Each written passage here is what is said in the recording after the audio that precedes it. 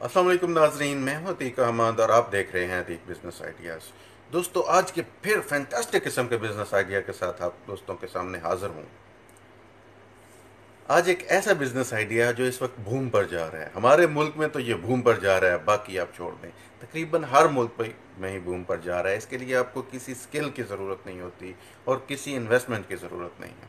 आप बिल्कुल खाली हाथ हैं, आप बिजनेस करना चाहते हैं तो आप ये बिजनेस कर सकते हैं। इसके लिए आपको कुछ भी ज़्यादा कुछ करने की ज़रूरत नहीं है। सादा सा बिजनेस आइडिया है, आजकल इतना चल रहा है हमारे मुल्क में कि आप इसको कह रहे हैं कि ये टॉप इंडस्ट्री है, टॉप का बिजनेस आइडिया है और टॉप के प्रॉफिट है। आप इससे बैठे बैठे प्रॉफिट ले सकते हैं। अगर आप इसको थोड़ा बेहतर तरीके से करें तो ये आपके लिए और ज़्यादा जो है ना फ़ायदा मंद साबित हो सकता है। तो सबसे पहले, अगर आपने वीडियो को लाइक नहीं किया तो लाइक कीजिए, कमेंट कीजिए और चैनल को सब्सक्राइब कर लें अगर आप नए हैं चैनल पर, ताकि आप और बेल आइकन भी क्लिक कर लें ताकि आपको डेली आने वाली वीडियोस के नोटिफिकेशंस टाइम पर मिलते रहें। तो दोस्तों, बिजनेस आइडिया ऐसा है कि आपने देखा होगा कि इस वक्त प्रॉपर्टी के रेट आसमानों को छू रहे हैं। सिटीज़ में लोगों को इतना मसला है, घर खरीद नहीं सकते, रेंट बहुत हाई है और बहुत सारे लोग जो जॉब कर रहे होते हैं उनके लिए घर ढूंढना भी बड़ा मसला है। अपना करना सिंपल यही है कि आपने लोगों को सर्विस प्रोवाइड करनी है। आपने जहाँ भी आप बैठे हों वहीं पे बेशक बैठ के आप काम कर सकते हैं, घूम फिर के भी काम कर सकते हैं, यह आप पर डिपेंड करता है। पूरी डिटेल जानने के लिए इस वीडियो को आखिर तक देखना लाजमी है ताकि आपको पूरी डिटेल पता चल सके कि आखिर ये आइडिया है क्या। तो हाँ दोस्तों, आपने बिल्कुल ठीक समझा। अगर आप अभी तक समझ गए हैं तो आपने अपने बिजनेस कार्ड छपवा लेने हैं और एक छोटा सा ऑफिस बनवा लेना है। आप किसी अच्छे एरिया में किसी की बैठक में भी ऑफिस बना सकते हैं और अगर और कोई प्लाजा वगैरह में ऑफिस मिल जाए तो क्या ही बात है। आपने वहाँ पे ऑफिस बनाना है, ऑफिस में एक टेबल और एक कुर्सी चाहिए आपके लिए और दो कुर्सियाँ क्लाइंट के लिए। लो जी, आपका बिजनेस रेडी है। बिजनेस कार्ड छपवा लीजिए, लोगों को देना शुरू कर दिए, ये लें जी, हम रेंट हाउस, रेंट शॉप का बिजनेस करते हैं। तो आपके पास शॉप्स आएंगी कहाँ से? आपकी तो मार्केट है नहीं।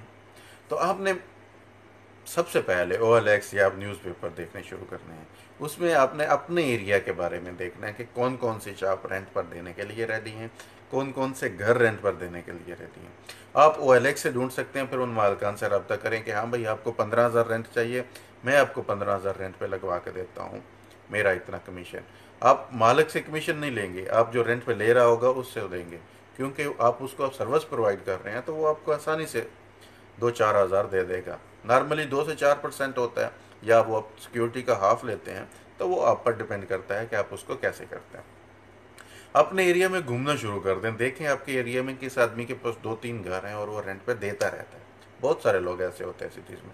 आप उनसे मसलसल रबते में रहें कि हाँ भाई, घर खाली हुआ है, कब हो रहा है, कितने में जो है ना वो आपका लगा हुआ घर, कितने में आप आगे जो है ना वो लगाएंगे, ये आपके पास फुल डिटेल होनी चाहिए। आप एक अपने पास नोटबुक रखें, मोबाइल में नोट बना लें। ये आप पर डिपेंड है कि आप क्या कर जो है ना किस तरीके से टेक्नोलॉजी को यूज़ करना चाहते हैं।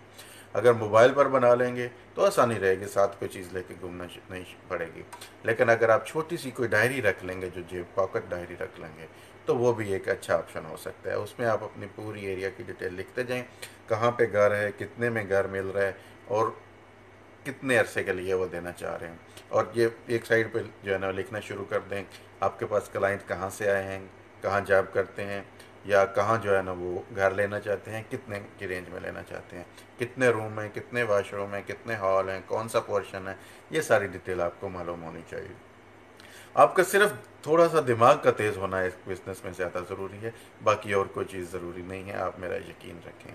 मैंने बहुत सारे लोगों को या बहुत सारे लड़कों को देखा है जो घर में बैठे आसानी से हर महीने 2-4 घर रेंट पर लगाकर 40-50 हज़ार रुपया कमा लेते हैं। तो नॉर्मली सिटीज़ में रेंट 15-20 हज़ार होता है और सिक्योरिटी भी 15-20 हज़ार लोग लाजमी लेते हैं।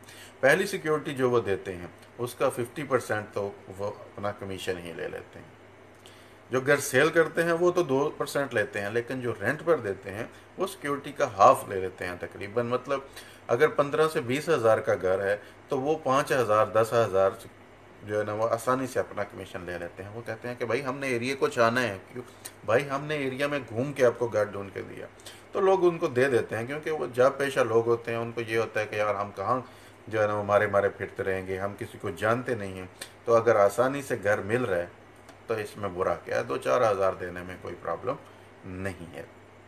इस तरह अगर आपने एक सेटिस्फाई क्लाइंट दे दिया तो वो आपको और उसके ऑफिस में जो 10 काम करने वाले हैं उनको भी जो है ना वो पता बताएगा कि यार फलां बंदा अच्छा घर ढूंढ के देता है, आप उनसे रब्ता कीजिए। तो जब वो आपसे रब्ता करेगा तो आपके क्लाइंट बढ़ेंगे। तो दोस्तों, आइडिया समझ आया? अगर नहीं आया तो आप मेरे साथ कमेंट बॉक्स में रब्ता कर सकते हैं।